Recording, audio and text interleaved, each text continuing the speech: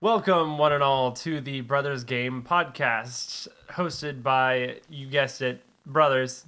I'm Nicolai. I'm Brian. We're brothers. Yes. And we game.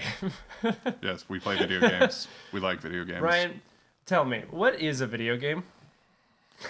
It's a thing that you So play on a screen.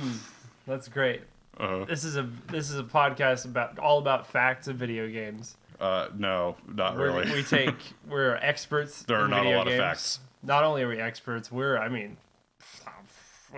a podcast. We're obviously experts. Brian, what are we talking about today? Today, we are talking about the games that made us. What a nice title. Yes, I know, right? So, we've played a lot of video games in our lifetime. That's true. Very true. Over our Together, entire lives, we've played games our whole lives. So today, I wanted to talk about the games that we've played that made an impact on us, the games that have shaped how we view games and how we view the world. Whoa. That's deep. Too deep. Too deep. Game fact. Games are very deep. Continue. Yes. So, wanted to just start out with my history of gaming and also talk about yours. Okay, that's me. Me being the older brother, Yeah. my gaming journey started a few years before I don't know yours. if you can tell by my stupid demeanor. I'm the younger brother. So my earliest memory of playing video games. So actually, okay, first, before my going way earliest back. memory, Before video before I games. can remember anything, this is prior to the age of 6, Pre-cognitivity. that I know we owned an NES, and I know I played Super Mario Bros., but I don't remember it. So, Okay. what I'm going to say... The infant So, Mario Bros. just, play. Just knowing that was a thing that happened. Sounds about right. My earliest memories of playing games are I was about 6 years old, and I was playing Mario Paint on the SNES. Nice. So classic. I spent many hours coloring in Yoshi. With the little mouse controller, right? Mm-hmm. Yep. And I loved it because, so I was one of those kids that always had to color in the lines, and I had to do it, as perfectly as possible. Yeah. Anal retentive your entire life. Yes. Absolutely. And so the fact that I could just click and it was perfectly filled in was like, You're like, so clean. It's like those satisfying videos before they existed. Yeah, exactly. It's like when you peel the plastic off of a new piece of equipment. there you like, go. oh, yes. Beautiful. So good. So sweet. And then around the same time, we had Super Mario World and Yoshi's Island. Yes, Yoshi's Island. I almost prefer Yoshi's Island. I think I do prefer Yoshi's Island. Yeah, so stylized for its time too. Very unique at that time, I think. Yeah. Super good. We also had that Aladdin game that was so hard. Yeah. So we had the SNES. I know it was also on Saturn maybe or Genesis, one of the two. But yeah, we definitely had the SNES one, and that was yikes. That was was very difficult, but we had all the codes to skip straight to the Jafar snake back fight. when cheat codes were a thing. Right? That's awesome. So, also at the same time we had the old gray brick Game Boy, and we had Yoshi's Cookie and Kirby's Pinball Land. Yeah, Pinball Land. Yep. Yeah, really good. I still love that game. And I think that was it for a while. So video games weren't really a big part of my life at that point.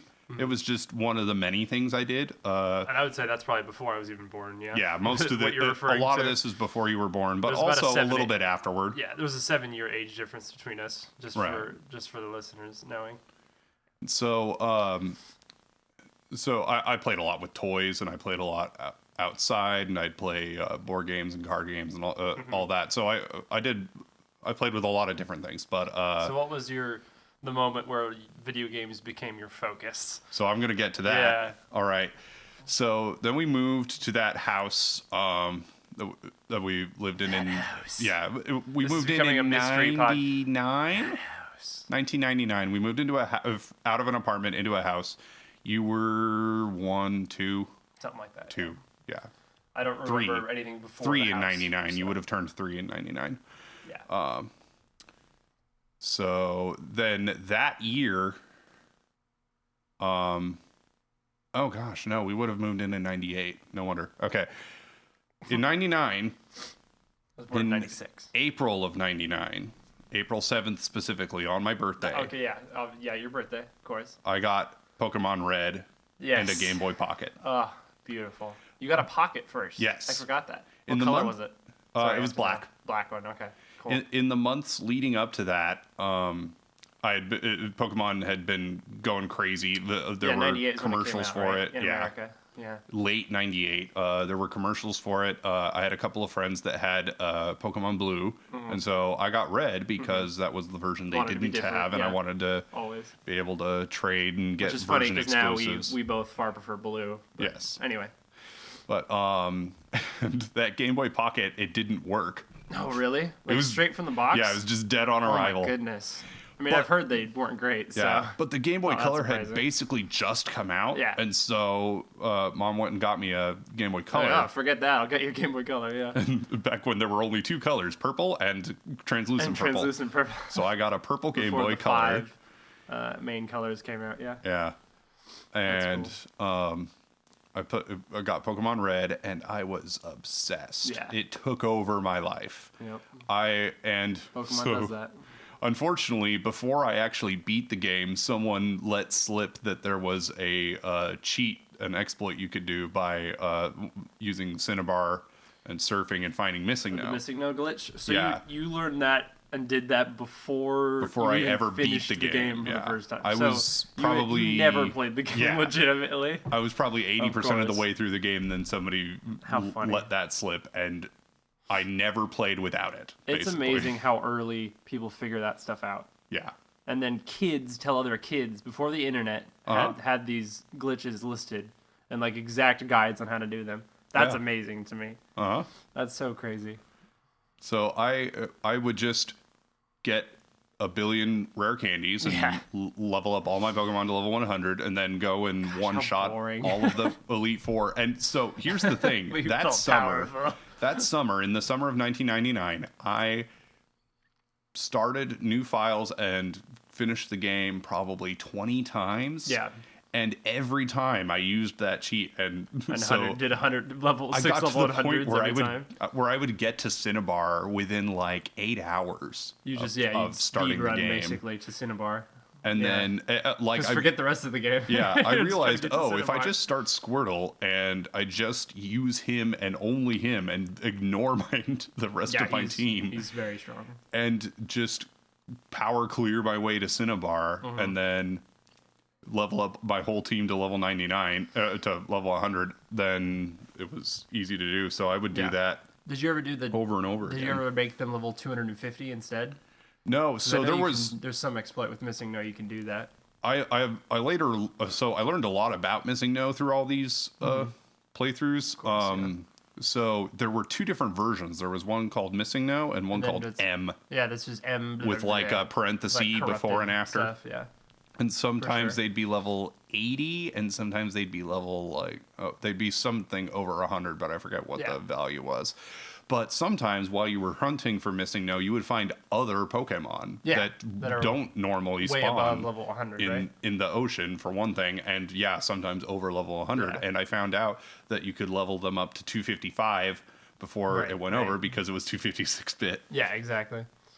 How crazy. So at one point, I had a team of, I think, 6 level 255 Mewtwo's. Nice. So stupid.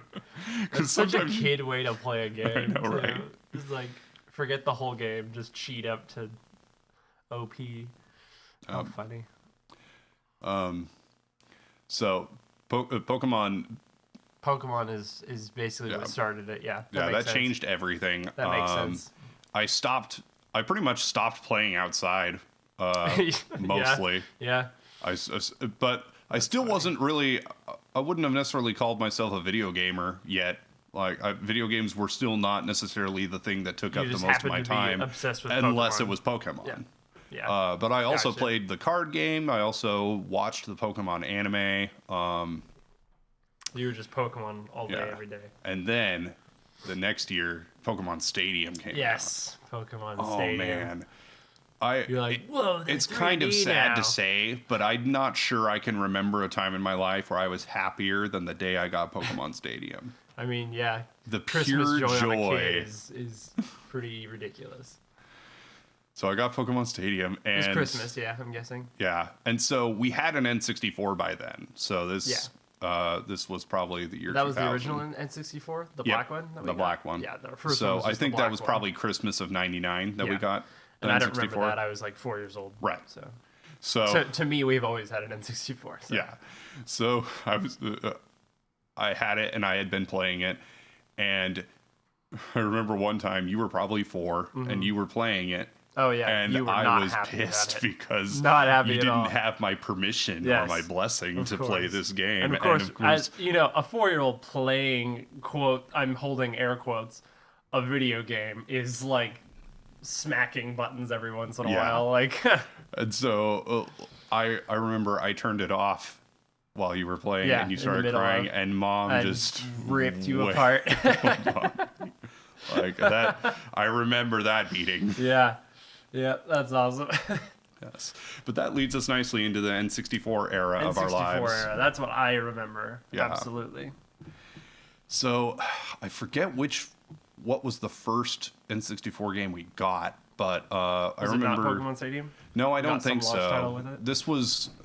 This must have all happened near the same time. I'm know. Sure, yeah. I know Mario Kart 64 must have been one of the first ones we got because we've had that for a long time. And I'm guessing Super Mario 64. Yeah, and I don't remember if that's. Because I feel like we always had that. So. I don't remember if it's Super Mario 64 or Mario Party that I got for my birthday. Oh, interesting. That year. I feel like it's Mario Party. The following year, I guess. But I was too young to really remember, but. And then one of our neighbors was over, and he brought over.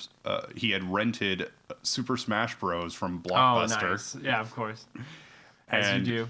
I had never played a fighting game before. Yeah, only platformers basically, and RPGs. And of course, Super Smash Bros. Is so different from other fighting games anyway. Yes, it's often argued that it's not. Kind of not a fighting game. But. So like we'd be fighting, and my percentage would go up, and I thought, oh, that's bad. So then I realized that if you jump off the edge, it clears your percentage. Oh my gosh, so are you serious? Oh, okay. So every time I get a percentage, I'll jump off the edge. Oh, I lost. Why'd I lose? Crazy, man. So that took a little while to figure out. That is awesome. I love kids going into a game knowing absolutely nothing. That's awesome. So I should just play that voice of Smash. I might as well. Yeah. I'm not a Smash player, so. So Smash Bros. Was a big part of my life for the next couple of years. I know, Smash Bros. You always loved 64. Yeah, so. And that's still my favorite That was a Smash big Bros. Game. For you. And our mom was doing daycare at the time. Yeah, so we had a lot of daycare there were friends other kids that I would play against, and I would beat all of them except for one. His name was Patrick, and he would always. Patrick was the master. Yeah, he was good at all games. I feel like he was always your rival. Yeah, so to speak. He was one of those kids that was just good at video games. He's the blue to your red. Yes. Yes, definitely. Did he play Pokemon at all? Yes. And yeah. That's the other thing is he always had more and better cards than I did too. So we would play Pokemon cards Maybe his together. family was just richer than we were. Yeah, probably. Bought a lot more cards. Yeah, he had 2 Charizards. Oh, he had 2. I remember you had a Charizard then. Oh the Charizard. Got it out of a $3 booster pack. Yep. I remember. I kind of remember that little store. We'd buy trading cards at. Oh yeah. It was on like TV Highway. Classic coins, cards, and comics. Yeah. I totally remember that. Classic. I was totally shaking the table just now. I get excited. What can I say? Yep. I want to shake my tea now. Ooh.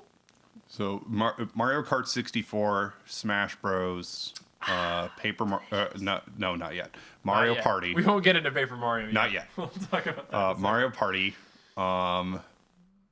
I think those were the main ones for a while. I remember we rented Mario Golf a couple of times, but we never owned it, and we never played it a lot. I always liked golf and tennis, but yeah, tennis came a little later, I think. I remember playing Mario Kart 64 until I got to 150cc and mirror mode and all of that. Yeah, you beat mirror and all that. Yeah, it was really cool because when you beat mirror mode. Got like gold on all the cups. You got like the alternative title screen. Yeah. I think that's really cool. I love when they do stuff like that. But what's interesting is I think with Mario Kart 64 that like I played it a lot as a kid and then put it down for a while, and then I came back to it when I was like 15 or so, and then just beat the whole thing. And you're like, oh, this is easy. I got a lot better at video games at one point. Yeah. But don't you just play a lot for your whole life? You just get decent at all games. And I remember we would play through the like story mode, career mode, arcade mode, whatever it's called in the original Smash Bros. And Classic. Classic. Or, no, but I don't think it was called Classic yet because. Really? Yeah. Did that just come later? I don't remember. Maybe it's called Classic because of that game, I guess. But that's the mode you're talking about. So. I remember thinking I was good because I only lost 2 lives on very easy. On very easy. Very easy. I love that. I love when there's a very easy mode. Yeah. That's true. I actually remember almost being really young and beating it on very easy and thinking I was good also. Yeah. Like, I actually killed someone. I'm amazing at this game. Yeah, it's like Weenie Hut Jr. Weenie Hut Jr., exactly. Oh my gosh. That's awesome. And then, so let's see. When I was 12, for my 12th birthday, I got my blue N64, ice. The ice. Which I still have, and it still works. 64, yes. You do. It works totally fine, yeah. Yeah, and I think we got Mario Party 2 around that time. Probably, yeah. That was mine, though. I got that for a Christmas or something. Yeah, that sounds right. Yeah, because that's always been my favorite. I think that's when I got Super Mario 64. Maybe, yeah. Was the same time I got that N64. And yeah, I blows was my mind that we didn't have it by then. so terrible at that game. See, that's when the shifts happened because you're not really a platform person. No, and I absolutely I've never been any am good a at platformer platformers, person. really. That's my number one type of game, pretty much. I love Super Mario 64, one of my favorite games of all time. Still, I love Banjo-Kazooie. I loved Donkey Kong Country, the SNES games. So yeah, definitely my thing, and definitely not yours. Yeah. Some point during all that time, I managed to finally beat Yoshi's Island on the SNES. Yeah, that's one of the few. Like, have you ever beaten Mario World?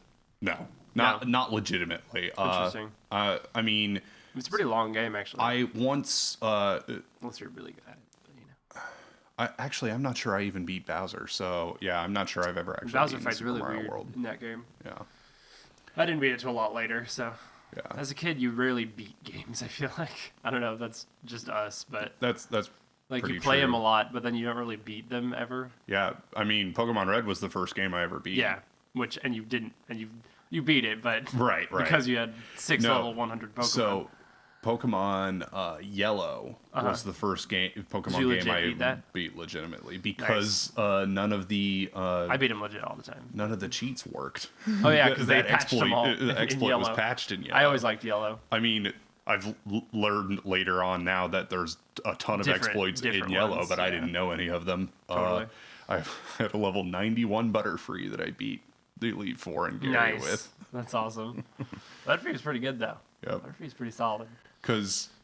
And it's funny because it all just stems back to the fight with Brock and what Pikachu was worthless against him, so I had to have something else. And then once I beat Brock with Butterfree, I just used Butterfree the rest of the time. Stay with Butterfree, I guess. That's how I played those games. Is I would pick kind of one focused Pokemon on one and Pokemon. just That's interesting. have it. I was never like that. Handle Even everything. this day, I'm like, I try to balance my 6 all the time. Yeah. Because I always want a variety.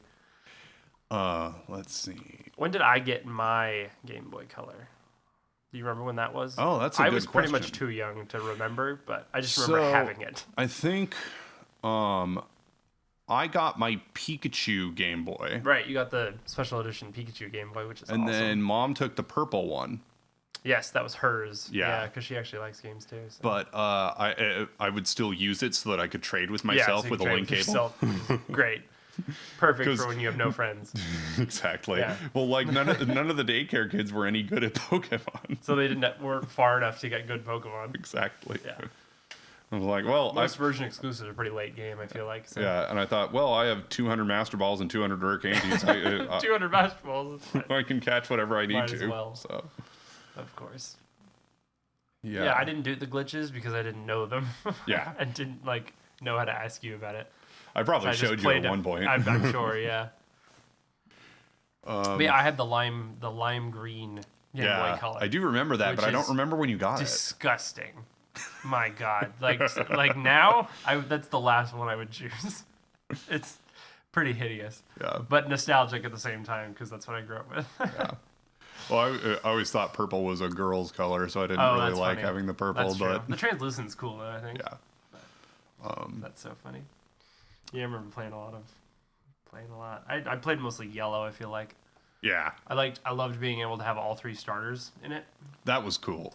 That's part of why I like it, I think. And I don't it actually also love Pikachu that much. It also had a lot of shout outs to the anime. Having Jesse and James. Yeah, Jesse and James. Starting with Pikachu. That's kind of cool. Yeah. That's pretty cool.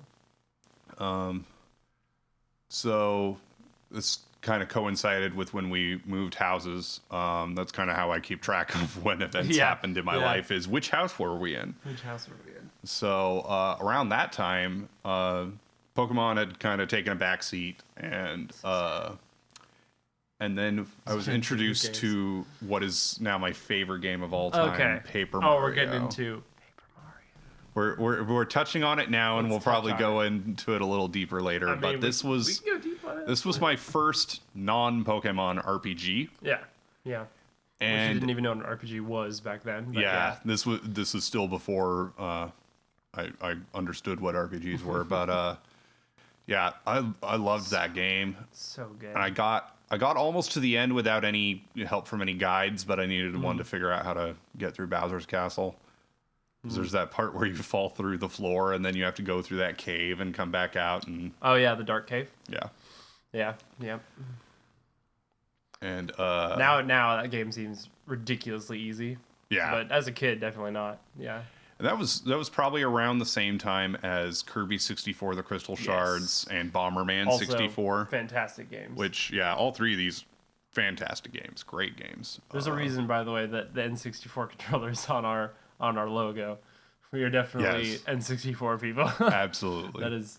And you'll notice we've only talked about Nintendo games so far. So yeah, we were a Nintendo house. Like we never owned any Sega consoles. We never we didn't. Our first PlayStation was a PlayStation 2 that our mom just kind of went out and bought one day. Yeah. She was always techie. And so like that was a big deal when the PS2 came out. So and just kind of went for it. And the PS2 came out so much earlier than the Xbox or the GameCube. Yeah, it was definitely the first. It had a really small library of games, and nobody was talking about it. We had Top Gear Daredevil. Mm-hmm. Yeah, a lot of car games. Yeah. Test Drive. Test Drive. Yep, that's a classic. Wasn't until later that we got any good games. Yeah. But yeah, I don't think in my whole life I've ever owned an original PlayStation. Yeah, no, me either. Only that PS2. I've played a couple at other people's houses, but I've never owned one. That PS2 lasted us a long time too. Oh yeah. I would say that it's almost recent that we got rid of it because it was just not working anymore. Moving into PlayStation, because that we had that for a few years before we got our GameCube. Mm-hmm. The game I spent the most time on easily is Jedi Starfighter. Yeah. This was right after Star Wars Episode 2 came out, so this was around 2002. Yeah, a lot of Star Wars hype. And yeah, for sure. That I spent many hours in that game, and it's funny too because it only takes me about 3 hours to beat. So it's not a very long game. Yeah. And it's a pretty easy game, but I played that a lot. It's cool. It's like a first person Starfighter. It was also the first game I ever played that was first person perspective. Yeah. So it was kind of my first FPS. Kind of a unique game. Because that's the other thing is we were never PC gamers. Yeah, that's true.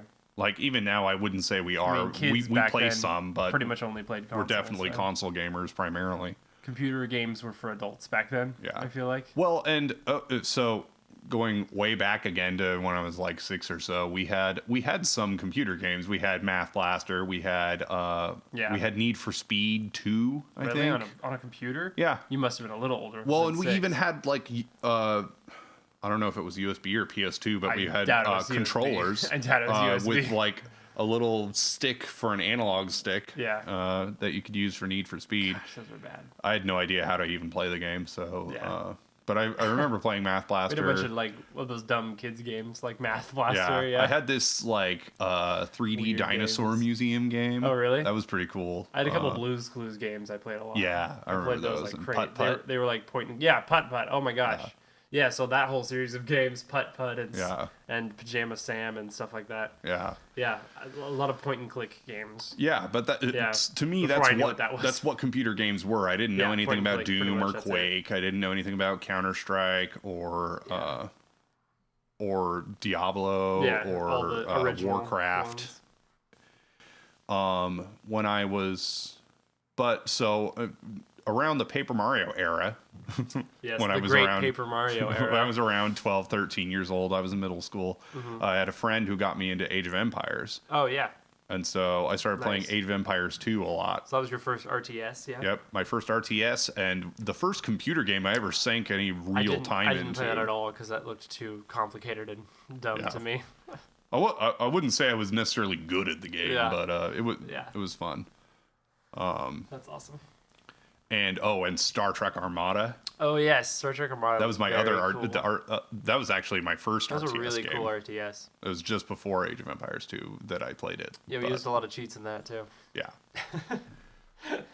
Spawn. Spawn 20 Borg cubes or whatever. Yeah. Borg cubes were my jam. Yeah, Borg cubes. Actually, were Borg awesome. diamonds were my favorite because they had a chaining effect, so you could just wipe out a whole fleet with a couple of Borg diamonds. Messed up. That was great. So let's see. Ooh, did you hear that silence that we just cut out? Sorry, go ahead. Let's see. There was a PlayStation 2 game, Way of the Samurai. I just forgot that existed until you just said that. Yeah. My goodness, Way of the Samurai. We played that a ton. It was the first game I played that had multiple endings. It was a very interesting game. It was a pretty cool action. It was like an action game. Yeah. Just like a character action, basically. And it was like third-person shooter mechanics, but of course not a shooter because you used a sword. Sort of like but yeah, modern Platinum games and stuff. Mm-hmm. Yeah. And it fun game. It was a very short game, but it had 6 different endings. Mm-hmm. So you got to go through and replay different ways. Pretty smooth sword combat for the time. Yeah. I feel like really cool, like different outfits and stuff too. I always love that in games. Yeah. Different outfits and stuff. And you could actually unlock some of the characters to be. Oh yeah, you guys unlock like the bosses as playable characters and stuff. Yeah, and that was really the cool. ninja who yeah, was so ninja, broken. Way overpowered, of course. The ninja's always so broken. That was awesome. That's a fun game. So let's see. I think next I'd probably talk about GameCube. So let's talk about GameCube. All right. Yeah, forget PS2. Okay, we're back to Nintendo. Yeah, well, because really, my PS2 game library was never very large. Although I will say we didn't mention until Bloody later. Roar.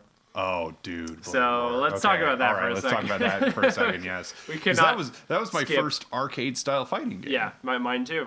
Yeah, because I didn't play arcade games or fighting games really. So I played it. Bloody Roar 2 specifically. I was at someone's house, and he introduced me to that game. Yeah, which is actually a PlayStation 1 game, right? Yep. But we played our first PlayStation 1 games on our PS2 because we didn't have a PlayStation. Exactly. So yeah.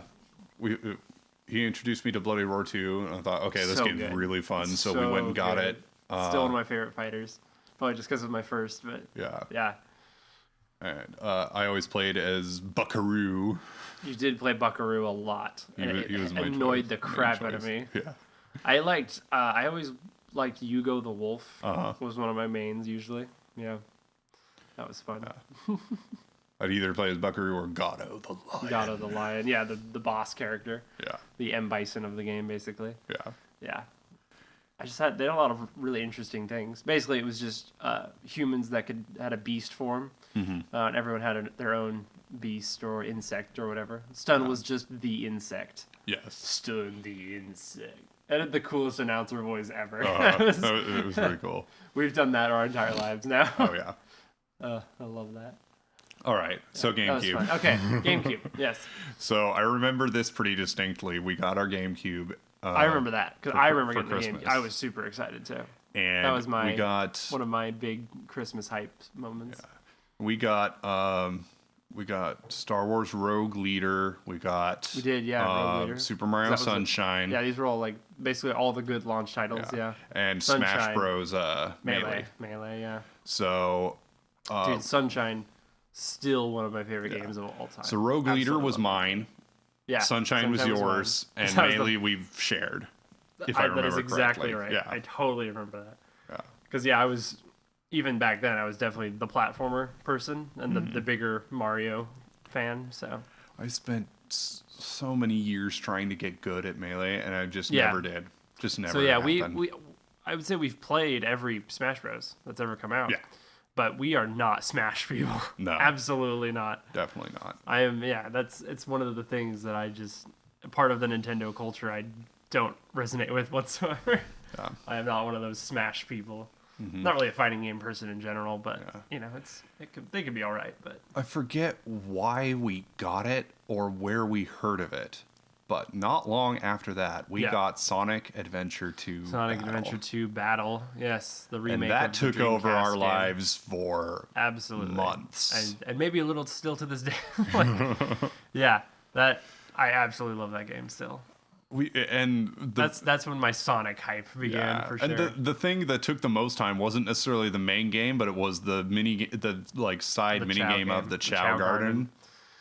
I remember leaving the GameCube on overnight with a fan next to it while I left the Chow Garden because you gotta make them grow up, man. Yep. Dude, we played that game religiously. That was awesome. I still remember just days of playing Sonic. Yeah. Because we had all the Chow, man. We had we got our Chaos Chow. Every type of Chaos Chow. We were insane. Gosh, that was fun. And of course, the other game from Sonic Team, Phantasy Star Online. Good old PSO. My first, I guess you could call it an MMORPG. I guess it's more of just a multiplayer online RPG. So lacking that first M. But just an MRPG. MORPG. MORPG. But I never got the internet connection to work. No. We even had the adapter. Yeah, I got the broadband adapter for our GameCube, and I'm looking through PPPoE settings and having no idea what any of that means. What is happening? Yeah, if only Tim was around back then. It's funny too, because now I'm a networking professional. Now I could probably figure that out. Yeah. But how funny. Nowadays, no. Back then I had no idea. But we still played the crap out of that game. Yeah, so we just played an offline mode forever. Yep. I still have a level 115-ish. Yeah, that's your highest, right? Yeah. Yeah, Razor's still. Oh, so I do have to. I should tell the story of how I even played it for the first time. Tell us about what's their faces. Yeah, so my friends John and James. John and James, that's right. So I went to their house and they were like, "Okay, you've got to play this game." And it was Phantasy Star Online. I'm like, "Okay, I'll play it," and I didn't actually enjoy it the first time I played it. Well, it's a little boring. Yeah, and I was playing this fight, the hunter, the male human hunter class, and I couldn't really get the timing down on the attacks, and it was just hard for me to play. Yeah. But they brought it. They came to my, I think, 15th birthday, and they brought it over, and they accidentally left it at the house. Yeah, they did. And so I played that game like every day for the next few months. I got a character up to level 20-ish, and that's what I jumped on too. Yeah, it was one of my first kind of RPGs like that. Yeah, because I played Pokemon and Paper Mario, which are kind of light RPGs. Yeah, this one is really like more like a JRPG. Yeah. Like this is very. It was my first non-turn-based RPG. Yeah, that's true. I think a little more serious than those for sure. So good. So. I still pick that game up and play it every once in a while. Yeah, the best part, as a lot of other RPGs, is there's the character creation. Yes. I feel like we got a second memory card just to make 4 new characters. Oh, absolutely. Just for fun. I have a memory card, and the only data it's just a PSO on memory it card. is PSO characters. I totally remember that because it's just fun. It had pretty good character customization, as a lot of JRPGs do. So, yeah, that was awesome. Yeah. Let's see. After that, I think so. When I was in high school, there was some punk kid. Some punk kid. This guy. He was talking about Final Fantasy. Uh-huh. And he's... What a punk. What a loser. And I told him I had never played Final Fantasy VII. And he had the audacity to claim that I wasn't a real gamer because I hadn't played Final Fantasy VII. I know a lot of people who would still say that. I will show you. How dare you, sir? So I am a real Final gamer. Fantasy 7, 8, and 9 that Christmas. 7, 8, and 9, yeah. Yeah. You're pretty excited about it, though. Yeah. I am getting ahead of myself, though, because before I talk about that, I really should talk about Halo. Okay. That's going to be a longer conversation. Yes. So put that on the shelf for a minute. Yeah. In 2000. So predominantly we were Nintendo people. Right. For sure. And then Halo came out. Yes. Now, my friend Ben, who is my best friend. Still. Yes, we to still this hang day, out with he Ben. is my best He's part friend. of our D&D group. He's the best. Yeah. Yes. I met him in my sophomore year of high school. And this was around the time of my PSO, height of my PSO hype. I mean, your high school days were definitely very strong video game times. So. Yes, definitely. And Halo 2 had just come out, and he was so excited about it. He said, "Okay, you've got to play this game." Yeah. And it was Halo 2, right? Yes, Halo 2. Halo I had never played the original Halo. I hadn't even heard of it. Because we didn't play Xbox. So. Yeah. He brought the booklet that shows all the different vehicles and weapons. Back when instruction booklets existed. Yeah. Which was awesome. I kind of missed that. And then at our church, we were having a Halo 2 tournament. We did have a Halo 2 tournament. It's awesome. To celebrate the launching of Halo 2. Our senior pastor played Halo. Yeah. It's awesome. Yeah, our youth pastor and his best friend were big Halo nerds when the first Halo launched. And so when Halo 2 came out, they thought, oh, okay, we've definitely got to play that. They're definitely up with the times, which was cool. Yeah. So I learned how to play Halo 2 at a Halo 2 tournament. That was like your first time playing. That was the first time I'd ever played the game. Did Ben come to that? Ben came, and he was I even in youth by then? I was still pretty young. Nope. Because I was probably 16, so you would have been 9-ish. Yeah. So Ben tried to teach me how to play Halo 2 by shooting me with rockets and tanks and such over and over again. And that's how you learn Halo. That's how you die learn over by doing. and over again. Oh man, that's awesome. So I played that a lot. I got an Xbox specifically to play Halo. Yeah, totally.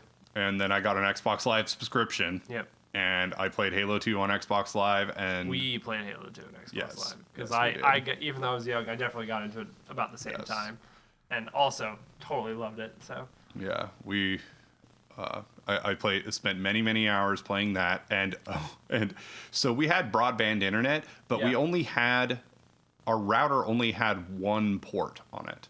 So the computer so it's kind of like the problem people had with dial-up where they couldn't talk on the phone and be on the internet at the same time.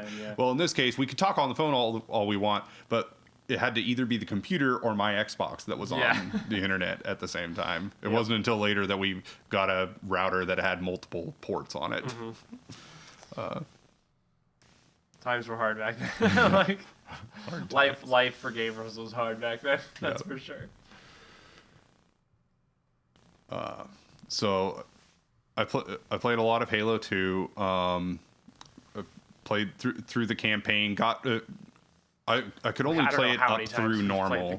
Yeah, I could only play through normal. But one time I was at my dad's house visiting, and I woke up at 6 a.m. and started a file on Heroic. Yeah. And 6 hours later, I was done. You just beat I had beaten one it. sitting. You're like, I guess I can play Heroic. That's cool. Yeah. Have you beaten it solo legendary? No. Ever? Really? No, and I doubt I could. Honestly, Interesting. Halo 2. Cool, because I know we haven't campaign, but campaign's harder because there's more enemies. Yeah. I feel like I've done it solo. Halo 2 though, because I remember we did co-op Halo 2. Well, yeah, exactly, but co-op's harder. Is it though? Yeah, there's more enemies in co-op. Okay. But yeah, honestly, the first level is the hardest part. Cairo is very hard. Getting through Cairo Station on Delta's Legendary. Harder. Yeah. All those Jackal snipers. The Jackal snipers, exactly. That's the hard part of it. I still think we should do Lasso sometime. Oh yeah. Lasso, maybe like Halo 3. Do you know what that is? Mm-mm. Legendary, all skulls on. Yeah, that's Lasso, Halo. Oh, man. It's awesome. How many days will it take to beat the first level? Oh my gosh, it's awful. Especially because the blind, I believe. Yeah, just having the blind on no HUD, alone. no crosshair, nothing. Yeah, and then famine that makes all weapons have half ammo when you pick them up, stuff like that. It's so ridiculous. In the higher difficulties, insane. you're constantly starving for ammo. Yeah, exactly. In the lower difficulties, you just melee your way to victory. I've seen videos of it, and it's ridiculous. Hours for one level. Yeah. Anyway, yeah, we played, gosh, so much Halo 2. Well, and we got good-ish because we played a lot of online. Yeah, it was one of those games I was better at than most of my friends. Yeah, one of the games we actually got decent at, as opposed to Smash Bros. Yeah, where we were good enough to be very easy. Yeah. Yeah. I also played some Mech Assault. That was Mech Assault is a cool still to this day, I think, the hardest game I've ever beaten. Yeah. Yeah. I've never played another game that was so difficult and yet but you made it still through. beatable. Yeah. It was very satisfying. Yeah. Nice. Somewhere around that time is when we got Custom Robo. Oh my god. For the GameCube. Yes. Oh, dude.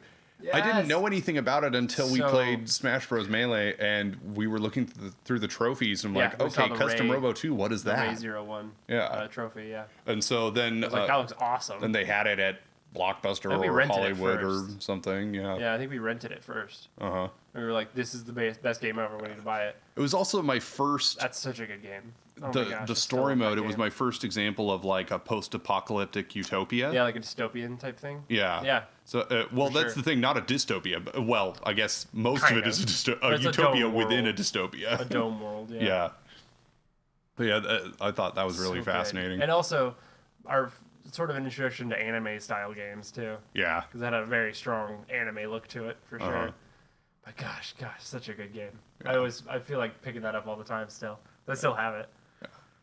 Okay, so now that we've talked about that, now I can talk a little bit about Final Fantasy. Okay, let's talk about Final Fantasy. 7 is the only one we could go on about Final Fantasy for hours, but 7 was the only one I actually played start to finish for a long time. Yeah. I mean, it's a great game. So. Both 8 and 9 I never really got very far in, which I hope to rectify in the next couple of years. But actually, you're planning on replaying those, yeah? Yeah. But yeah, 7, we were 7 nerds for sure. Yes. We were kind of one of those people. Advent Children came out around that time. Oh my gosh, and so excited.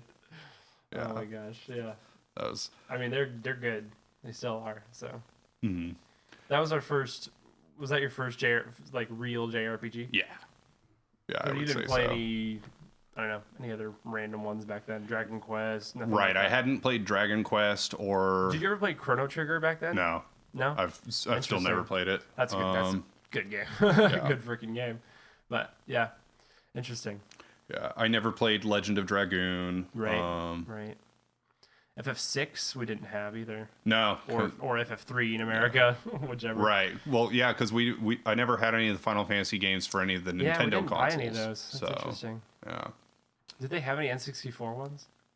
I don't think so. I don't think so. Not that I can think of. They all moved to PlayStation, yeah. From Super Nintendo to PlayStation. Yeah. Because, Sony and Nintendo were going to make the PlayStation. Yeah. And Sony branched off on their own, so I guess that makes sense. Yeah. I know GameCube had Crystal Chronicles. Yeah, GameCube had some Final Fantasy games. Yeah. But Crystal Chronicles is great, too.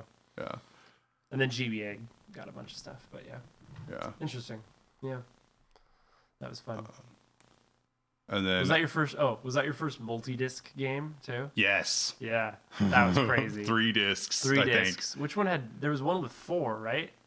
That may have been 8 or 9. I can't remember. I think it was 8 or 9, but because I know Legend of Dragoon had 4 discs. One of them had 4. 7 might have had 4. I can't remember. I'm pretty sure 7 had 3. Yeah, I can't remember. That's a classic Final Fantasy thing. Even friggin' FF13. For the 360 had 3 discs. I couldn't believe that. Yeah. My goodness. Oh, and FF10. FF10 was awesome. With that only had Titus one. That only had one Waka disc. And, yeah. I guess that's impressive for the time. Yeah. Yeah, I loved that game. I liked that one because it was more modern looking, and I was getting older to the point where old games looked old to me. Mm-hmm. And so I really liked the fluidity of FF10 for sure. The cutscenes looked gorgeous. Yeah, it was like, at least at the time. games can look like this. That was like mind blowing back then. Yeah. Yeah, Square always had the great FMV or whatever cutscenes. Yeah. Yeah, those were awesome. Even some of the FF7 cutscenes looked really good for the time. Yeah. We got I wanted to mention this at one point, so I guess I'll just talk about it now. We'll talk about it now. Is controls. We're casual, man. Video game controls. Casual. So when you play a certain kind of video game for most of your childhood, you develop some muscle memory for certain types of control layouts. For sure.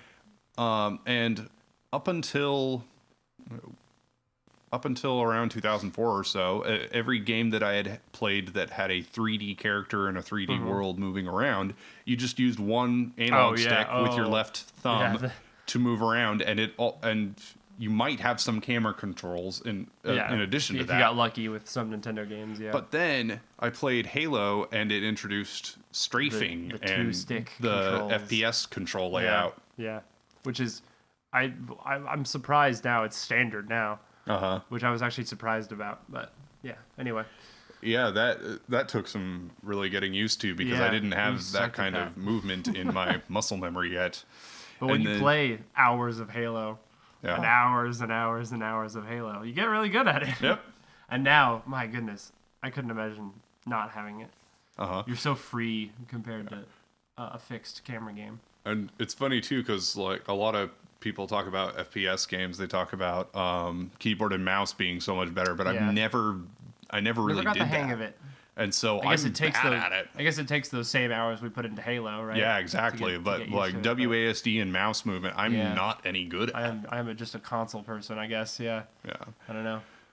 So around that time, I got into World of Warcraft. Oh, freaking nerd! Because I had a friend who was huge into Warcraft 3, and so when World of Warcraft came out, he... it's all Ross's fault. No, this was Ben's fault. Oh, really? Was it Ben? Yeah. No, Ross came later, actually. I guess so, huh? He got into it Gosh, later. you and Ben have been friends for a long time. I know, I was right? like a baby when you guys became friends. Yeah. It's great to be a little kid and have your brother have his cool, high school friend, and then to get older and him become your actual friend. Mm-hmm. Like, I never thought I'd be older and actually be friends with Ben. It's kind of cool. Yeah. Anyway, yes, please. So I played World of Warcraft for... My tea's gone. Very sad. Yeah. Basically every day for a solid 10 months or so. Yeah. And then I quit for a while. Thank God. And then I came back to it for another 10 months, year or so. It wasn't nearly as long, though. And then I stopped. I got that was my first MMO. I was part of a guild. It was more of a social guild. Yeah, which it was not a hardcore raid guild, that's for sure. Yeah, and a lot of fun times there. A lot of great people. Yeah. Near the end, it's kind of cool how good friends you can make. Yeah. Near the end, game. I would only log in just to talk to my guild. Yeah. I wasn't even playing the game really. Yeah. That's kind of funny. I think that's kind of cool though. Yeah. At the same time, but not really worth the subscription money. Yeah. Just get A. Which Mom was paying for a while there. Thanks, because I didn't have my first job. I didn't get my first job until a month before I turned 18. Yeah, but then you worked while playing WoW, right? Yeah, at some point for a little bit. There was some crossover there. Mm-hmm. Yeah, I always wanted to play it because I was young and my big brother played it. Mm-hmm. But I never played it for more than 5 minutes. I don't know. Yeah, I don't think I've really ever played an MMO for a long period of time. Have you ever played any? I played. So when I got a little older as a teenager, after you got, after you played WoW, I played a couple like free ones. There was a bunch of free ones after World of Warcraft came out. So like, do you remember Aeon or Ion? Oh yeah. Oh, did you play that? I played a bunch of Ion. Oh, I had no idea. Yeah, all alone pretty much. Wow. I had one online friend that played it with me, but I only played it for a few months. Like, it was not a long period of time. Yeah. But I totally played Ion. Yeah. That was one of the ones that I was interested in playing, but never actually got around to playing. I just never got committed to one, I guess. I don't know. Yeah. The one I played actually more than that was ZOMG. Well, yes. on Gaia Online. But We can save Gaia for another discussion. Yeah. God. What a time. What a time that was. OG weeaboos. On PS2, we had Guitar Hero 2. Oh, God. Oh, do you want to talk about Guitar Hero now? Okay. So, you and Ray were playing Guitar Hero 2. Yeah, you didn't even... Because you didn't... It took me a little while before I actually started playing. Then. Oh, yeah, no. You had no interest in guitar or music or anything like that. Like, I've been a bass player for 10 years now, but at the time now you're obsessed with music and audio, but... How funny, yeah. So that was one of your first, it was my first rhythm game. Real music. Well, too. no, that's not true. It was my DDR was my first rhythm game, but I never played it much. That's true. I played a lot more DDR than you did. Yeah. I barely ever played it because I don't have that kind of coordination with my feet at all. I didn't think I did, and then I played a bunch of DDR and found out I did. Yeah. So I could play it with a controller a little bit. I still love DDR. Yeah. That's funny. Yeah. But I started playing Guitar Hero a little bit. I love Guitar Hero. And I was the first of us to figure out not medium, but hard. Hard, yeah. You're the first one to get good at hard. That fifth button in there, yeah. Yeah, because I would just move my hand Your up one hand, fret to get that orange button. Yeah, no stretching instead involved. of stretching my pinky. Yeah. And That's awesome. So we started with 2, right? Yeah. Guitar Hero 2 for PS2. PlayStation 2. And then I got my Xbox 360 when Halo 3 came out and I specifically got it for Halo 3. Yep. And Halo 3 obviously absolutely love Halo 3. Was another huge one. Halo 3 I played plenty of Halo 2, but I feel like Halo 2 is your Halo and Halo 3 is my Halo. Interesting. That's kind of just how I think about it. Halo 3 is like I kind of honed my skills. Yeah, same here. And that's when I got actually good at Halo. Yeah. Was playing multiplayer on 3. Because I played that on Xbox Live a lot. Yeah, me too. Yeah, I played that a crap ton. Yeah. I feel like I played it more than you did. I feel like there was a point where you dropped off a little bit. Yeah. But I continued. So, yeah, anyway. So we got Guitar Hero 3 and I got good at Guitar Hero. Yep. And me too. I'm also good at Guitar Hero.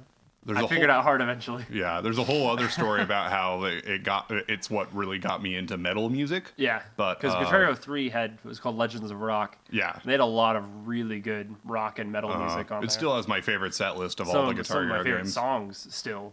It made me really appreciate those bands and stuff. Which is really cool. I think I was part of the point of them putting out these games was to kind of show older music to younger people. Yeah, I think. And it worked pretty well, so yeah. So let's see, Guitar Hero 3. It's responsible for me wanting to play bass. I mean, really. Yeah. And as far as 360 goes, as far as games go, there were a few more Halo games that came after Halo Reach, Halo Wars. Dude, don't forget ODST. Halo 3 ODST. I love ODST still. Yeah. Really good game. One of my favorite campaigns. So, someone was talking about the game Borderlands to me. Yeah. And they talked about how it was like an FPS with some RPG elements. So I heard about that and I was excited. Yeah, it sounded like it was going to be my perfect game, but I never really got into it whatsoever. I've tried several times to play it, and I just have never been able to get too much into it. Whereas I adore Borderlands. To this day, I still play the crap out of Borderlands 2, especially. Yeah, I love Borderlands. So yeah, I don't know. It's interesting that it didn't hook you, I guess. Because those elements really hooked me for sure. I love the skill tree. I love the RPG elements. The humor is great in it. Yeah, I love Borderlands games. Mm-hmm. Yeah. And so after that point, it gets a little murkier what I played and when. More recent because before I had like school grades to go off of what times things happen. But now it's like, okay, where was I working at the time? Yeah, totally. Now we're old. Yeah. So I guess as I'm 22. Now is as good a time. So I do want to mention though, in more recent years, within the past 5 years or so, Pokemon. Yeah. You're like, well, yeah, but anyway. Still Pokemon. Always Pokemon. But back to that control thing. When Dark Souls, when I first played Dark Souls, which was only about 5 years ago. Original Dark Souls, right? Yeah. 360. This was the first game I had where you had the one stick controlling the camera and one stick moving third you. Person, but one stick just controls camera. Yeah. That was bizarre. So like I'm like probably 26 or so when I first played Dark Souls, and I had 26 years of muscle memory for all these other control layouts. Yeah, of mostly first person too. So. And this was just bizarre. And so I eventually finally got it down, and what helped solidify it was playing Persona 4 and later Final Fantasy 12. Yeah, Persona 4, the dungeon has the same camera movements. And actually Kingdom Hearts. So just third-person action games in general, Yeah. But I think now is as good a time as any to my baby. go to you and have you start from the beginning. Yeah. Oh my goodness. I'm curious to know what your earliest memories are. Earliest for video memories games. of video games. Let me go. Because I think you being 4 years old and me turning the N64 off on you on Pokemon Stadium is before. I want to say I remember that. Yeah. I really do, because I can picture it so perfectly. I don't know if it's just because that's a classic Brian thing to do, but because I remember the den where we played games. Was I sitting on the floor? Yes. Because I would picture that. Yep. So I don't know if my brain is manufacturing that or if I actually remember you doing that, but I definitely remember playing games in that room. Yes. Yeah. I definitely remember Mario Party in that room. I remember Mario Kart in that room for sure. And playing with Patrick and the other daycare kids and stuff. And I remember having my Game Boy on there in the house, in that house. So I would say definitely N64 and Game Boy Color when I finally got mine. Because I played, I don't know which Pokemon version I played more. Did we have both by then? A red and blue? Yeah, but the thing, like, I remember I had both, but I don't remember how much I let you play it. I think if you had both, you'd let me play the other when you weren't playing it. Yeah. I guess, who knows? Probably. You were kind of a selfish child. I was a bit selfish. Honestly, back then. you were kind of a selfish child. Kid. That's kind of funny. Thankfully, not anymore. But yeah. I remember having yellow. Maybe Mom got me yellow so that I didn't have to play yours anymore. Yeah, that sounds like something that would happen. Because I remember playing yellow a lot. I also know I played yellow less than the other two. Exactly, and that might be why I like it more. It's because I got to play it more. I guess that makes sense, doesn't it? Yeah, so that was definitely one of my tops, was just playing tons of Pokemon. I mean, we still have, Gen 1 is still close to our hearts. Right. I barely remember. I remember playing Gold when Gen 2 came out, because I think then you got Silver and I got Gold. I feel like. Yeah, I think that might have been how it happened. Because I remember I feel nostalgic towards the Gold cartridge and Ho-Oh. So I'm gonna guess I had Gold. Yeah. Because I liked that one a lot. I think recently I got a Silver cartridge because I've been expanding my kind of back library of your vintage game collection. My vintage game collection of Game Boy and Game Boy Advance games. And when I started up Silver and started a new playthrough, I got super nostalgic. I was like, gosh, I totally remember playing at least the start of the game. So I liked that a lot as a kid. But besides that stuff, most of my memories are GameCube, I would say. Although I'm definitely a 90s kid, even though it was 96, kind of late 90s. Because of having an older brother who played the games he played, I kind of played games that were a little before my time, maybe. So I think that was a big thing. Oh, let's have a silence, shall we? Let's just you can interject more. Yeah. Well, so okay, I'm trying to think here. Well, so I guess we could talk about Sunshine with you, like. Yes. Oh my goodness. So, it's funny that you mentioned the kind of weird camera movements of Dark Souls, because between playing Sunshine, which had the same controls with the C-stick, totally free camera, which was 10 times better than my Super Mario 64, which the camera would kill you sometimes. Poor Miyamoto. I feel bad for Miyamoto almost, because he put the C buttons on that controller so that you could move the camera like that. Uh-huh. Because he was like, that's the future. And he was right, because then it, became the thing it is today. But they really nailed it in Sunshine, because it's totally free, and you can spin around like crazy. And so between that and then Wind Waker also had the same controls, which, because Ben let us borrow Wind Waker, I played Wind Waker too, which is still my favorite Zelda game. Shut up, Ocarina of Time. We didn't even mention Ocarina of Time. Well, it's because I didn't really play it. Okay, I guess I'm more of the Zelda person, I guess. Yeah, I forgot. Okay. Well, between those two games, I was very used to that kind of camera movement. So Dark Souls wasn't weird to me at all. Even though I played mostly Bloodborne recently, but yeah, that was interesting. But yeah, anyway, the Sunshine is still probably one of my favorite games ever. I think it was also one of the first games I felt proud of beating. Yeah. Because I fully completed it, 120 shine sprites, everything, cleaned up all that paint. Such a weird Bowser fight too in that game. That's the game where Bowser's like gigantic, which Bowser's size changes drastically between every Mario game. Yeah. Which is kind of funny. They also gave him a voice, which was weird. No, I think, was that the one where he had a voice, or did he just growl with subtitles? I think he had a voice in that one. Yeah, I think he might have. Which that might have been one of the first games he had a voice. Yeah, I think so. And I didn't like it. It was really weird to have Bowser to speak English. I liked Baby Bowser a lot, though. Yeah.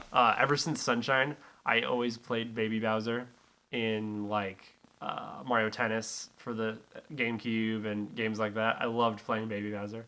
And even now in Smash Wii U, he was my main was Baby Bowser. Yeah. Or Bowser Jr., which they change his name all the time. I think now it's pretty much always Bowser Jr. Yeah. We said Baby Bowser a lot back then, though. Yeah. Well, I think that's to differentiate the fact that adult Bowser was a baby in Yoshi's Island. Yeah, that's true. Yeah. So the Baby Bowser in Mario Party 2, is that Baby Bowser or Bowser Jr.? I don't know, because that might have been the first time he was introduced. May have been first Baby Bowser or Bowser Jr. Yeah. Interesting. Yeah. And yeah, I played a lot more. I played all the platformers, didn't I? That's kind of interesting. Yeah. I never really saw that huge difference. But I didn't play that much Ocarina of Time either. Yeah. Back then. Well, because we never owned it. I don't think we ever owned it. Yeah, I think we were mostly a Mario family. But then my friend Cameron, who you know, of course. Yes. He had all the Zelda games. Yeah. He had Ocarina of Time and Majora's Mask. And so when I'd go over to his house, I'd watch him play Zelda, and I was like, this is the coolest game I've ever seen in my life. Mm-hmm. And so I think Wind Waker, honestly, may have been my first Zelda I really played. And that was just from Ben letting us borrow it. Yeah. Because we didn't own it ever. So that might be why I like Wind Waker so much. It's because it was my first real one that I really played. But other than that, GameCube era, Custom Robo, obviously. Yeah. And Phantasy Star Online. Phantasy Star Online, all the ones we kind of played together. But yeah, for me personally, probably Sunshine was my main one. And then after that, besides the games we've talked about most of the ones we played together. Mm-hmm. But that was actually my earliest stuff, mostly Mario. Mm-hmm. A lot of Mario. Did we have a Super Nintendo then? We had a Super Nintendo up until 2002. Yeah, because I definitely remember playing it, so yeah, that makes sense. Because I played Mario World and Yoshi's Island a lot too. Yeah, because I really enjoyed those.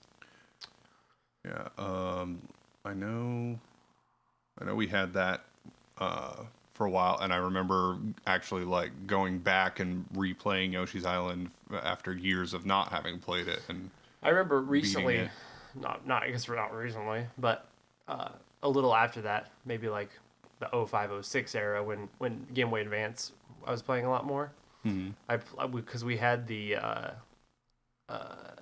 Advance remakes of all those games. Yeah. So we had the Yoshi's Island. Mario Advance 3. You know what's funny is Game Boy Advance is such an extremely tiny chapter in my life because I wasn't playing Pokemon at the time anymore, and so I didn't really do mobile games anymore. Yeah, you didn't play Gen 3, right? Yeah. You basically didn't play Gen 3 at all. I didn't play Gen 3, 4, or 5. Yeah. You kind of just dropped off after 2. So I never owned an SP until like a couple of years ago. And so that was one of my big. Yeah, I played a lot more of the mobile consoles than you did. Oh, you played a lot of DS. I played tons of DS. We'll get into that. Yeah. But SP, that was one of my big Christmas moments for sure. Nana and Papa got me my first silver SP. Mm-hmm. And I remember just screaming or running around with it because I was so excited. Yeah, I played SP like crazy. One of the main ones I played was the Yoshi's Island game. So I think most of my Yoshi's Island memories were actually of the Game Boy Advance port of it. Oh, yeah. Because I played that a lot. I remember I had just gotten into... around that time is when I got into Kingdom Hearts also. Yeah, so Kingdom Hearts was a bigger deal for you than for me. Huge part of my life. Yeah. Yeah, when we had the PS2, remember we got the first Kingdom Hearts first, and I don't even remember how we heard of it. Well, so I heard of it from the commercials for it, and then I was like, "Oh, that's an interesting game." Yeah, and then I never Disney. That's crazy. I never did anything with it. Yeah, and then I went over to my cousin's house one time, and he had it, and he was playing it. Yeah, I saw someone play it. I think. Yeah, but now, did you actually play 1 before 2? Yes. Okay. Definitely. I just played 2 a lot more. Yeah. Yeah. I think we got them very soon, one after another, though. Yeah. Because I think Kingdom Hearts 1 had been out for a while when we got it. Yeah, Kingdom Hearts 1 was not new when we got it, that's for sure. But I think 2 was pretty new. So I played 1. I don't think I finished 1 before playing 2 because I wanted to play 2 so bad. I don't even remember why. But Kingdom Hearts 2 is still probably one of my favorite games of all time. Because Kingdom Hearts 1 I've only beaten a couple times ever. But Kingdom Hearts 2 I've beaten... Gosh, I don't know, 50 times it feels like. Yeah. Like I played that like crazy. I was one of those Kingdom Hearts emo kids. Let me tell you, I was a Hot Topic Kingdom Hearts little teenager. That's for sure. Oh my goodness. Yeah, I still get a little emotional just hearing the theme song. I'm one of those Kingdom Hearts people a little bit. I'm literally wearing a Kingdom Hearts shirt as we're recording this podcast. Yep. And you're wearing Pokemon. Shocking. Of course. Shocking. Yeah, was definitely a Kingdom Hearts person. And so recently, I've only just recently gotten kind of back into it. Yeah, with the release of 3. With 3 and finally getting a PS4 and getting the Story So Far collection. Yeah. Being able to play all of them in HD was really cool. But I played them all as they came out. Right. So like you actually played all the mobile ones. I played every that single I never one played. except for 3D, but whatever. Yeah. So yeah, Chain of Memories came out, and I was like, bro, a mobile Kingdom Hearts game? That's the coolest thing I've ever heard of. So I got that for my SP, and I was like, what the F is this? What is this game? It was a bit different. What is this game with the cards and everything? If you haven't played it, it's all card-based and not an action RPG really at all. It's quite different. But I think now I kind of appreciate it because now I've been able to get into it. But I only got like halfway through it because I didn't know really what I was doing with the cards and stuff. So I didn't really get into it too much, but I still loved Kingdom Hearts nonetheless. Yeah. So after all that, I got my DS because I was like, that's the coolest thing they've ever made. That's got to be the greatest thing ever. So I got a DS for Christmas. Mom got me that, of course. I had the Cobalt Blue one. Yeah. Which was really nice. Which I now have. Yes. One of that color. Yes. So yeah, I loved that thing so much because I was so excited that I could play that I didn't need my SP anymore. I gave my SP to Mom, actually. I remember. Oh, yeah. She had the silver one for a long time. Uh-huh. Because I could play advanced games, too. That's so cool. Yeah, I loved how backwards compatible it was. You could go all the way back to original Game Boy games. Cool. So Nintendo DS. So yeah, Nintendo DS. I don't know. I feel like this was all happening at the same time as like Xbox and stuff. I feel like. Yeah, that like sounds playing about right. a lot of Halo and stuff. But yeah, I think so. One of my first DS games was, I think my very first was Cooking Mama. Oh yeah, I remember that. Yeah, the first Cooking Mama, because I've always been into cooking my whole life actually since I was like 8 years old. I've loved Food Network and all that good stuff. So, yeah, Cooking Mama was one of my first DS games.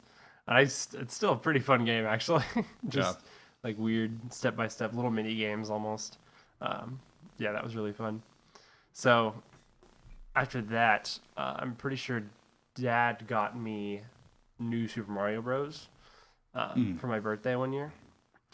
So that was really cool because that was like kind of a weird take on the 2D side scrollers, which got me more into the 2D side scroller type genre because I mostly played 3D platformers before then. So yeah, I enjoyed that quite a lot. And then at the same time, I got Super Mario 64 DS, the Mario 64 DS port. Did you play that? I forgot that was even a thing. I know, right? Honestly. Exactly. Because see, I never had a DS. Right. Up until I got a 2DS 2 years ago. Yeah. So that I got for you for Christmas. Yeah, totally. That's funny. Yeah, so I played that a ton because I was like, bro, mobile and Mario 64. That's awesome. Although it kind of sucked. Yeah. Like it was kind of as awful. Ports often do. Like yeah, the graphics weren't great, but also it just controlled very strangely to me. It felt very slow, especially when you played as Yoshi, who you start the game as. You start the game as playing as Yoshi, and you have to like save Mario before you can play as him. Yeah, a little weird. It's a weird thing. Kind of a callback to Yoshi's Island. Maybe, I don't know. Yeah. But I hated playing as Yoshi because he felt so slow compared to just walking speed compared to Mario. So I wasn't as good at it as I was the original Mario 64, which was kind of funny. And then later you could get Luigi and Wario also as playable characters, which was kind of cool. I loved playing as Luigi. I decided then as a kid that I was like more of a Luigi person than a Mario person. So I thought the same thing for a while when I played Smash Bros. And unlocked Luigi because I actually liked some of his moveset better and that flaming uppercut move he had. The Shoryuken, yeah. Yeah, Shoryuken. Oh, that was it? Oh, yeah. You're a Mario main now. Yeah, I guess so. Yeah. I mean, mostly. I mean, back then, at least you were for Smash Bros. Yeah, for 64, the Luigi thing was kind of just a short tangent. Yeah. I was always a Kirby person. Oh, yeah. I loved Kirby 64 as a kid, too. That was like my first Kirby game I loved. So for the DS, I got Kirby Canvas Curse. Oh yeah, which was I think it was a DS launch title actually, but I loved that game. So that one you like drew, like a line. I was totally into the gimmick of the DS, like drawing the line and controlling Kirby that way. That was such a fun game. I still love that game. Mm-hmm. At the same time, was WarioWare Touched. Yeah. Also, because I loved the first WarioWare game. But what's interesting, I didn't even know this as a kid. The WarioWare game we had was the GameCube port of it. Oh, really? Like you know that, right? We had played it on GameCube, right? Yeah, I remember that. Yeah. Because it's originally on Game Boy Advance. Oh. WarioWare Inc. was just the name of the game, but we had the GameCube port of it called like Mega Party Games. Or something. Yeah, Mega Party Games. Like it was kind of different, like a different port of it. So yeah, I didn't even know for a long time that we were playing a port of it, but because I loved that one, I loved just the little really weird mini game format of it. So I played WarioWare Touched a lot, and I actually recently got those on the Wii U Virtual Console because they have Touched on there because they have a bunch of DS Virtual Console games. Mm-hmm. That's really fun still. Actually, I still love those WarioWare games. But yeah, those were my first main DS games. Remember you got Drawn to Life? I did get Drawn to Life. Yeah. Yeah, I made Clawman in them. Yeah. We're gonna save Clawman for another time, for another podcast. For another time. Good lord, we'll get into Sword Stick and Clawman at some point. You're gonna hear about the embarrassing things of our childhood. Yes. Fantastic. Yeah, Drawn to Life was pretty fun actually. It was kind of like Scribblenauts, a lot like that. I know you've never played that either. Right. But yeah, it's just kind of a weird platformer. I don't think I ever actually beat it. I just played it a little bit. I played Spectrobes. Oh yeah, I remember Spectrobes. Yeah. It's almost like Pokemon-ish. But there was also like this weird mining element to it and like scavenging element. I don't even remember how to play now. I bet if I played it now, I'd be like just smacked in the face with nostalgia. But I was super into it when it first came out, and I never played any of the sequels. That might be why the series died. Oh yeah. Because everyone played the first one and not the sequels. Yeah, I loved that. The Spectrum series died because Nicolai didn't buy any of the sequels. Me personally did not buy any of the sequels. I played it with my cousins, Tanner and Parker, who you know obviously. Mm-hmm. Yeah, they were also huge DS, people, and they were about my age, so we played DS games together all the time. Mario Kart DS, all the ones like that. Yeah, I was pretty huge into the DS. That might be my most played console at this point, just because I played it so much as a kid, like from like 10 to 15 maybe. I played it just a ton. And then the Kingdom Hearts games came out for it. Yeah. There was two different DS Kingdom Hearts games, both awful in their own way. The first one was 358/2 days. Right. Where I was so excited when that was announced because you got to play as the organization members. Yeah. And as Roxas and characters I loved from Kingdom Hearts 2. And actually the story is really good in it. I actually really enjoyed the story. I like Shio and I like Axel. But the gameplay was atrocious. Oh my goodness. I don't think they ever nailed like action RPG style in DS form. Yeah. They just never nailed it. I've never played one that I enjoyed on the DS.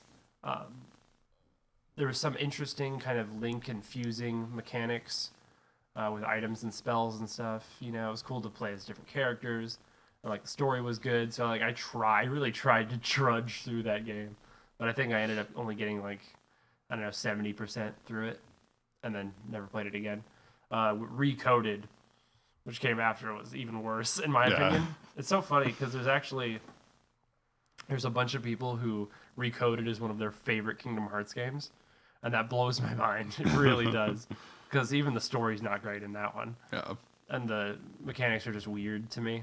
I didn't enjoy playing it whatsoever. And I think because of that, when 3D came out for 3DS, the Dream Drop Distance, I didn't even play it, actually. Yeah. I played... was there one that came after that? Oh, right. Oh, yeah. Birth by Sleep. Oh, yeah. Okay. Yeah. So on I got the PSP. PSP. I got a PSP just for Birth by Sleep. Because I was like, it's a Kingdom Hearts game. I have to play it, basically. And I was so pleasantly surprised by that.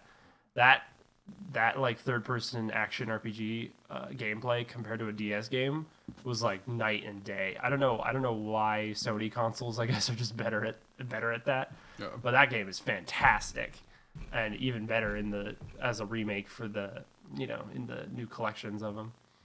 Yeah, I still love that game. Still one of my favorite Kingdom Hearts games. What was that Final Fantasy fighting game you had for PSP? Dissidia. Dissidia, yeah. I got the first Dissidia Final Fantasy.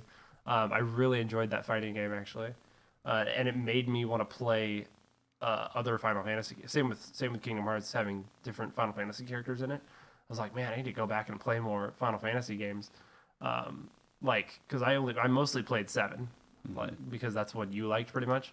Yeah. But you owned 9, and so I played 9 just on my own during that whole Kingdom Hearts hype, kind of, because Vivi was in it from Kingdom Hearts. I'm like, oh, that's awesome. He's the Black Mage. That's great. And that's still my favorite Final Fantasy game, I would say, because I played it, I beat it, I loved it. So I've only beaten that like once, though. I think was when I originally played it. Yeah. It's a long game, but still probably my favorite Final Fantasy game. Yeah. How much have you played of that, Brian? I played like 20 minutes. Like 20 minutes? Of FF9. You didn't get out of the forest? Nope, didn't get out of that forest. I got about halfway through and I died and got a game over. Like, and I said, screw this. Screw this. Never picked it up again. I'm not saving that princess. Between the two of us, you're the only one that has played any snowboarding games, and you've played 3 that I can think of: Snowboard Kids 1 and 2. Snowboard Kids 1 and 2. I loved snowboarding. And that Sonic one, Sonic Riders, which I guess that's not technically snowboarding, but it's basically this is a racing game. That one. Snowboard Kids was awesome. I'll have you know. It was. Do you know who made that game? You know Atlas made that game? Oh, really? The creators of Shin Megami Tensei and Persona, which blows my mind. Not the same games at all. So yeah, I played those for sure. Sonic Riders I loved. Yeah. That was a game on GameCube. That was my favorite racing game for a long time. I liked Double Dash. We played a fair amount of Double Dash, but I loved Sonic Riders. Yeah. I did not like the sequel at all. Yeah. I had trouble getting into Double Dash. Yeah. I think it was just too different from 64 for you to enjoy it. I liked DS a lot, and that was different enough that playing Double Dash, I was just like, oh, cool. There's 2 characters, whatever. Yeah. I loved that you could have 2 items. Oh, that was the coolest thing ever, pretty much. Yeah. Yeah, that was fun. Yeah, DS was a great time. At some point during that, I got the DS Lite instead. Right. I had the black one. Was the one I got. I loved that thing. I think I've had 3 different DSs total. Yeah. I had the black one, which I played like crazy. And then I feel like this happens a lot as a kid. At one point, I put it down, and then I don't touch it for 6 months. Mm-hmm. Like, I feel like that's super common with kids, you know? Yeah. And so I was just like, I'd rather get games than keep the system. So I was like, I don't play my DS anymore. And so I sold it for, like, games. I don't even remember what, and then, like, a year later, I'm, like, dying for a DS again. Yeah. I'm like, dang it, why did I ever sell my DS?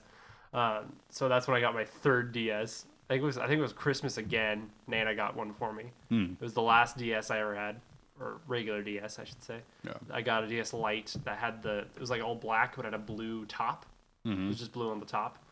But yeah, that one was awesome. That's the one I put a skin on it. I don't remember. I put a Kingdom Hearts skin on it. Oh yeah. Yeah. Do you remember that at all? It got really faded like immediately. Vaguely, yeah. Yeah, that was fun. That's the one I gave to Chris eventually. Oh yeah. Chris at church. You remember that? Yeah. I almost forgot about that DS. Uh-huh. You remember the one that broke? Thing. It was my blue one. My original blue one broke. Yeah. Yeah. I dropped it at an Office Depot. Uh-huh. I remember it was just me and Mom. We went to an Office Depot. I was playing it, and I dropped it.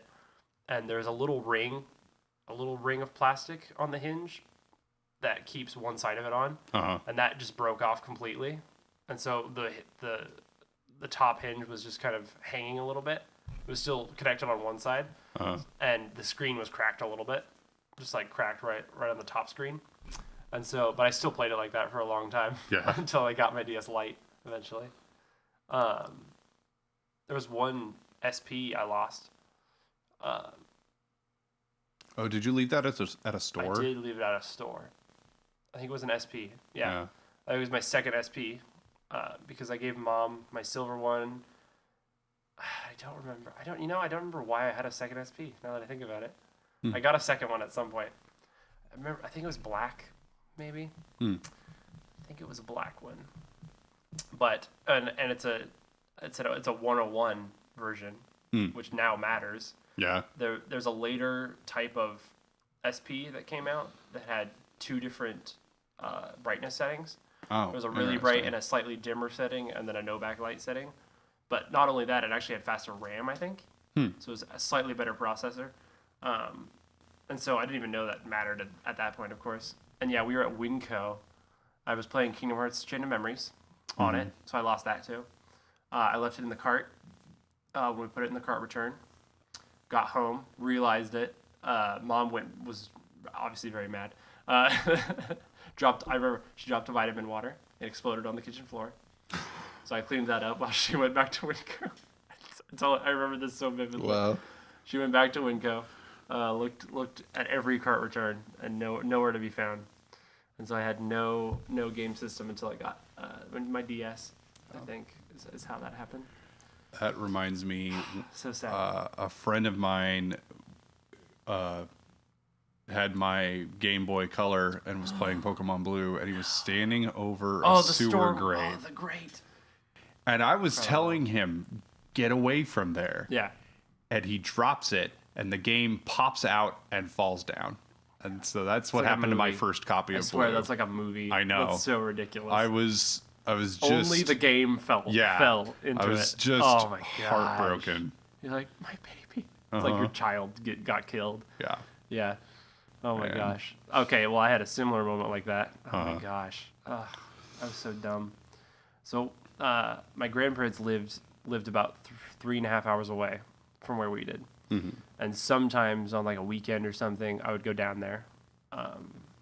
And I'd often bring a game system of some sort. And I think this time I brought my entire GameCube. I don't know how you let me do that, but I brought the whole GameCube. Of course, brought a bunch of games, brought my memory cards, everything. I was so, even to this day, I'm kind of, do you realize how many times we've said "to this day" in this podcast? By the way, we should have a counter of that. That's our catchphrase. Yeah. So sorry about that. So to this day, I'm very kind of almost personal with all my game stuff. Mm-hmm. Like they're like, I'm like emotionally attached to them, you know? And so while I was hanging out with my grandparents and the cousins who were all down there also, I brought my GameCube memory card with me wherever I went. So we went to the store or whatever. And so one time we went to the mall during this time, and gosh, kids are dumb. I kept it in my shirt pocket. And like I had like a button-up shirt on, I think, and I kept it in my shirt pocket. So I was like, that's cool. I'll use my shirt pocket. And it had no button or latch on it. It was a completely open pocket.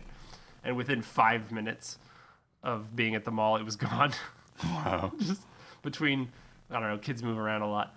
And so we asked customer service at the mall. We talked to everyone. We're like, please, can you look for it? We looked for it everywhere. Nowhere. Gone forever.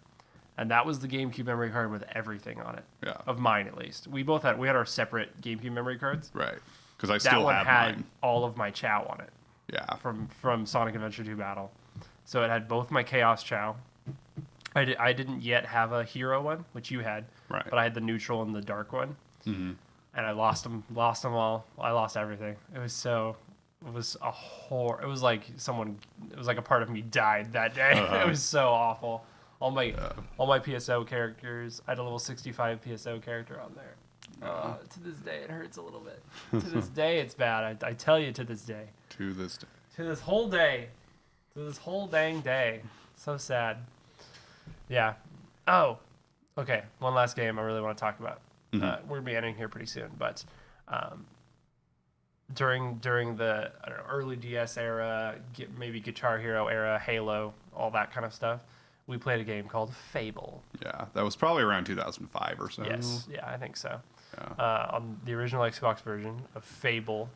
I forget if I learned about that before or after I became friends with Ben, because I know he loved it. I'm certain Ben told you about it. Yeah, because Ben loved that game a lot. Mm-hmm.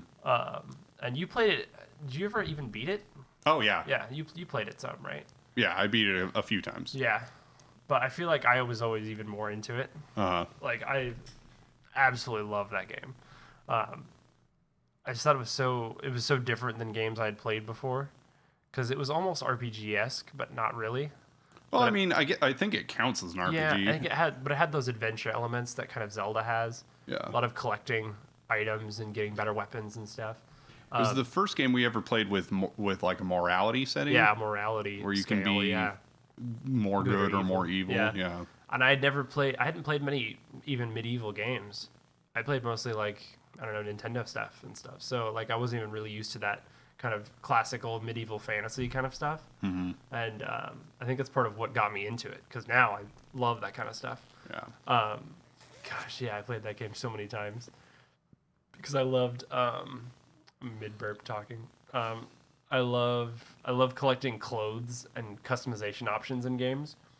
And so I was so happy the first time I beat Fable and I bought every type of clothing you could possibly buy. Mm. Every color, every version of everything, because they had like normal like armors, and they had light armors and dark armors for like more good or evil people. And I got every set of every type. All 3 plate sets even, you know? Yeah. I like saved up all the money I could possibly just to get more clothes. Yeah. It was fun. Plate, dark plate, bright plate. Yeah, bright plate was always my go-to kind of. I often played good characters. Yeah. I don't know why. This is fun. Yeah. I liked that if you were really good, you got a halo around your head. Uh-huh. Like, little flowers would bloom and where flowers you walked. Around you, yeah. That was awesome. Yeah. Such a good game. when they got. I was just thinking about replaying this recently. I love the Fable Anniversary for the 360 they made. Yeah. Which has the Lost Chapters stuff. Which I was like, I didn't play Lost Chapters on PC because we didn't really play PC games. Mm-hmm. But I loved the Anniversary Edition. I was just thinking about replaying that recently. Yeah. The sequels. Did you play much of the sequels? No, barely any. Barely any. I think you bought Fable 2 and then didn't really play it. Pretty sure you bought it. Did I? I don't even remember. Wow. May have been Christmas or something, but yeah. We had Fable 2. I definitely didn't buy it. I was just a young teenager, probably, right. on 360. I was like, well, obviously I'm going to play this because I loved the first game. And I remember, I'm pretty sure it was summer, or at least I just wasn't doing a lot of school because I was homeschooled. I was online schooled for middle and high school. And so I think it was late middle school, early high school. And I was playing Fable 2 in the front room.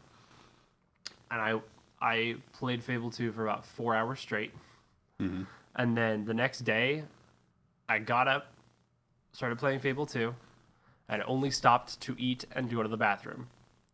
And I played it until I went to bed. So at least 8 hours a day. I had many days like that. Yeah, I did that for like 3 days straight of just playing Fable 2. Mm. And after like the third day, I had beaten it. I had 100%ed everything. I got the Fairfax, I think it's called, Castle. Oh yeah, Castle Fairfax. Castle Fairfax. Yeah. I did every side quest. I owned every single building in the country. Because you can buy pretty much every building. Yeah. I forgot how exactly, but every shop, every house in the various towns and stuff. And I was charging rent from everyone. So I could just walk around a village to everyone's house and just pick up all the money around it because I was like the landlord basically of everywhere in the entire game. And once I had done all of that, I put it down and I never touched it again. Yeah. Like, it is done. It is done. And if they're like, wow, you played it a lot, did you enjoy it? I would say, it was all right. Yeah. It's all right. I don't think I would ever play it again. It wasn't that great, honestly. Yeah. So I love the first one way more, that's for sure. Talking about Fable has reminded me of one more game we've left out, and that is Portal. Oh my goodness. How could we forget Portal? That was such a unique game and such a great game. Obviously, yeah, it's renowned as a fantastic game. That's because it is. It's one of those platformers I can actually beat. Yeah. So we had the Orange Box for 360. I played the Half-Life 2 on it, which I enjoyed. I never played the first Half-Life or anything, so I only played whatever's on the Orange Box. And I didn't play Team Fortress on the Orange Box. I played it on Steam later on. Eventually on Steam, yeah. I only played it when it was free, after it became free. Yeah. But Portal, yeah, that might be the game. It's a pretty short game. That might be the game I've beaten more times than any other. Because I would just sit down and play it over and over again. Because I just loved... When I got really good at it, I could just speed through it like crazy. I could beat it under an hour, which I thought was awesome. I think my best time was like 50-ish minutes. Yeah. Which I was pretty happy with. Now the speedruns of that are ridiculous, but back then I felt pretty good about that. But I liked that so much. My Xbox Live gamer tag was "The Cake Is a Lie." Yeah. That was during just all of that hype of "The Cake Is a Lie" and the "Still Alive" song and all that. Yeah, "Cake Is a Lie" was my gamer tag. Yeah. Good times. Yeah. So those are the games that made us. Those are the games that shaped how we view sort of our first games. Yeah. How we got culture. obsessed with gaming in general. Pop culture. Now we play a little bit of everything almost, but I'm nowadays, still mostly a Zelda person. Nowadays I'm just Nintendo. digging through my backlog of JRPGs. Yeah. Getting through all I the. recently got a Vita. Oh, really? I didn't recently get a Vita. I've had a Vita that I didn't play. I recently played my Vita. I forgot you still had one, yeah. I have a Vita. It's a fantastic JRPG machine. Yeah. Because the downloadable store is very vast on it. With a lot of different original PlayStation and PS2 games on it. So I have tons of RPGs on there. Yeah, that's actually pretty nice for that to have that.